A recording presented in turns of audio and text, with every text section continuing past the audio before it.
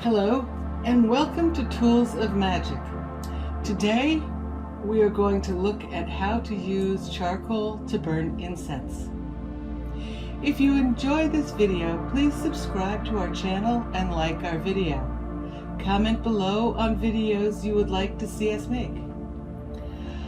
I have two different methods of burning charcoal here. One is a brass mesh censer, where the charcoal tablet will go on the mesh, right here. The other is my cauldron, where I will lay the charcoal inside. It is often useful to put sand or salt in the bottom of the cauldron to prop up the charcoal. I keep burnt ash in my cauldron to make black salt, so there is already something to prop up. And we will go over making black salt in another video. So there are many brands of charcoal, but today I am using Starlight. It's just a brand I happened to get off of Amazon. While not specifically necessary, it is handy to have tongs to help with the charcoal. You can use the tongs to hold your charcoal, or if you want to move items that you're going to burn onto the charcoal, or to tap the charcoal to burn, to knock off the ash. So the mesh censer comes with typically a little plate underneath. Make sure you use this, as this is just metal and it will get very hot, and you will want something to protect whatever is underneath. Also, do not try and pick this up once it's hot. We don't want anybody's fingers getting burnt. The cauldron, as you can see, is up on little legs. The legs will help dissipate the heat. It also has the lid, so in case something goes wrong and I need to put the fire out in a hurry, I can cover it with the lid. It also has a handle so that if I want, I can pick it up so that I can spread the smoke around the house.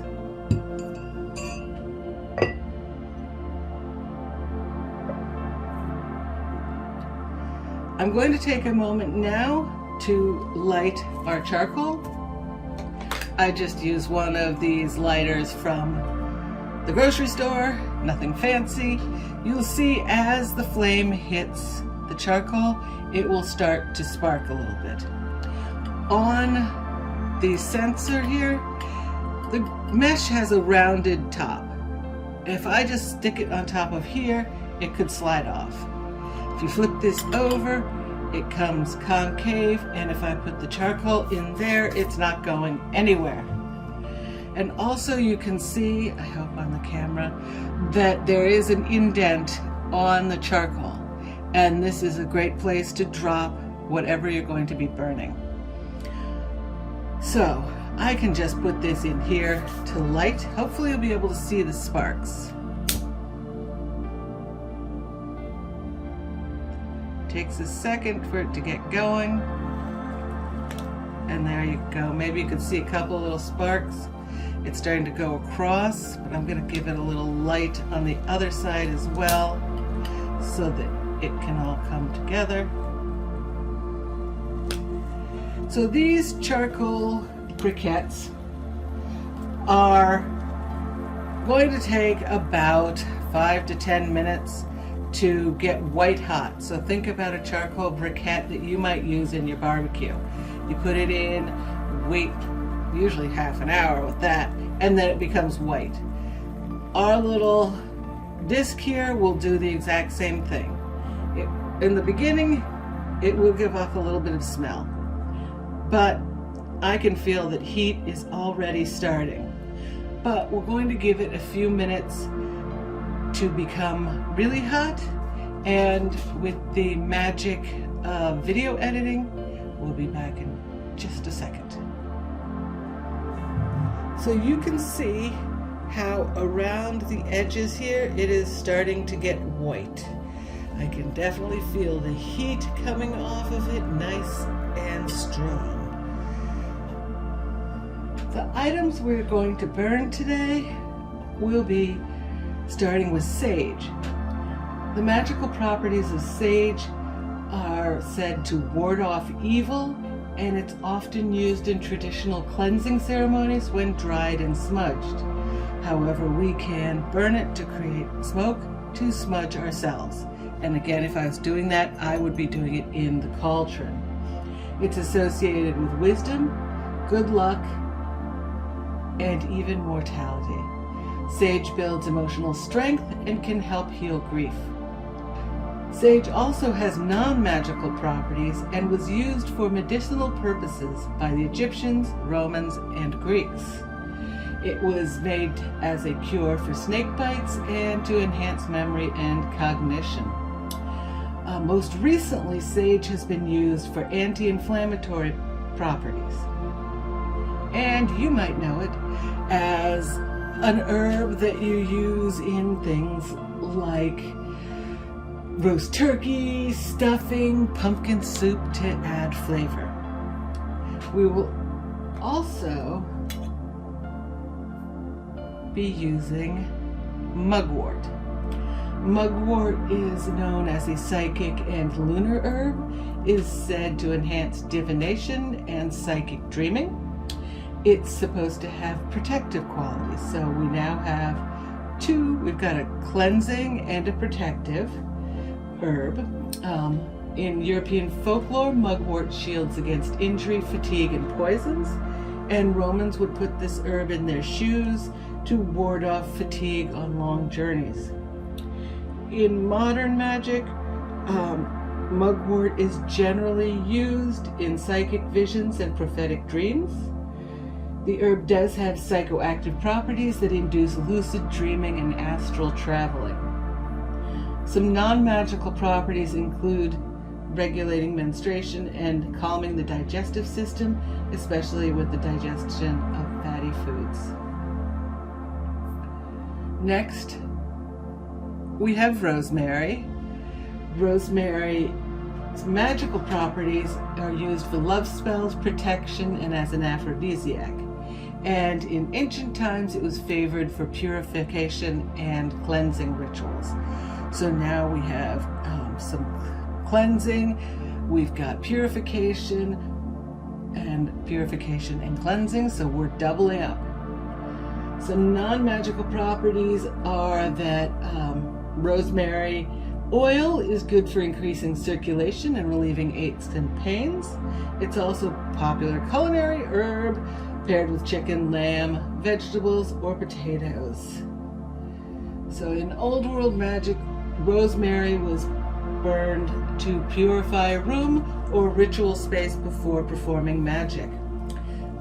Many people have planted rosemary outside their door to keep their house cleansed and to avoid negative energy coming into their house.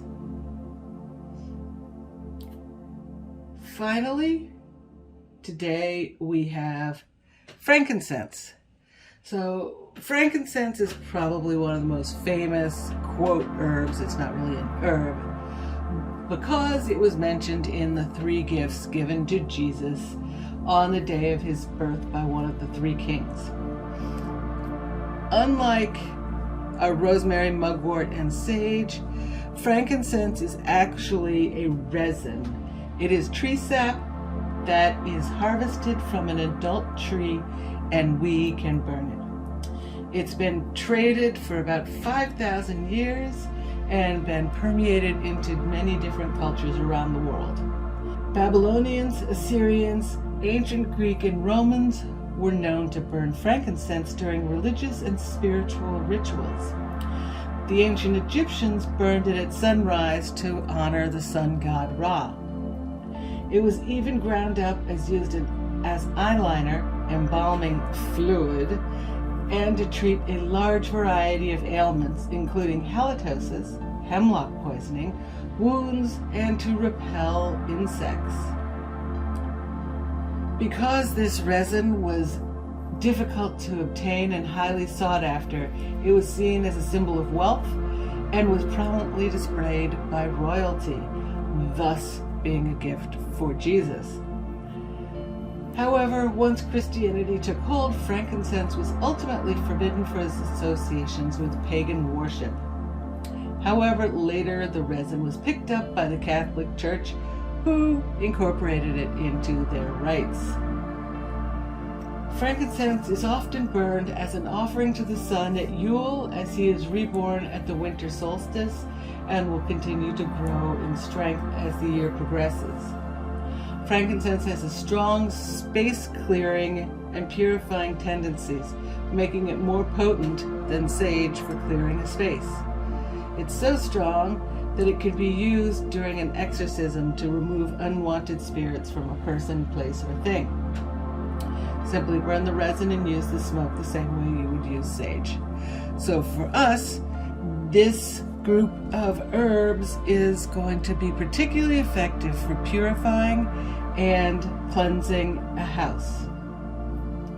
So our disc here is hot, and you will be able to see the resin, our frankincense. When I drop it on the burner, the resins sort of melt and bubble. I don't know if you'll be able to see that very well, but as it melts and bubbles, it will produce the smoke. The frankincense is rather sweet smelling. We can throw a little bit more rosemary on there.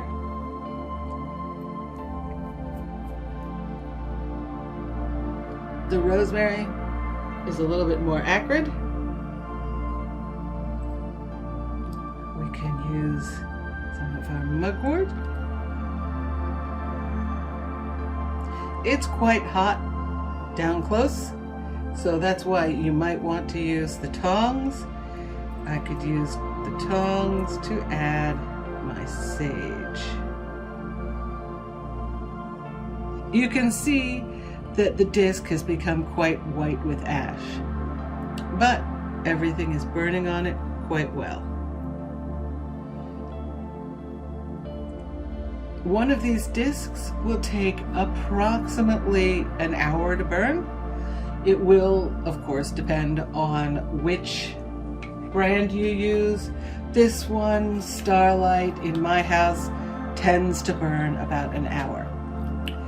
Unlike stick incense or cone incense, what you place on it does not burn for a super long time. If you want to continue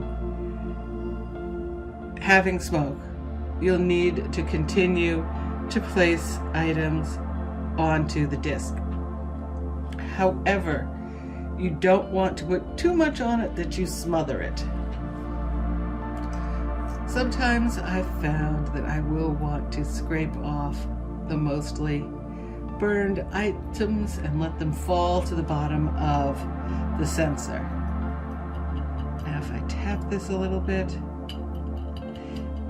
I don't know if you're going to be able to see, but I'm tapping off some of the ash, and you might be able to see around the edge how it is a nice dark red, displaying the hotness. So again, my favorite is the frankincense. So I like to drop a little bit on there. And so if I was using this to purify my house, if I felt that I had negative energy that had entered, or I had moved into a new house, I might want to put my charcoal in here, keep burning as I bring it around the house to cleanse each area. So I will be using the ash that I'm making now in a future video to make black salt, as our black salt will also be good for purification and protection. And like I said earlier, all these herbs will help purify and protect. So hopefully you have a little bit of an idea of how you might use a charcoal burner with some resins or herbs as your incense. Thank you for watching today. Comment below and tell me if there's any particular videos you'd like to see. Join us at another time for the video on black salt. Thank you from Tools of Magic. Merry meet, merry part, and merry meet again. Blessed be.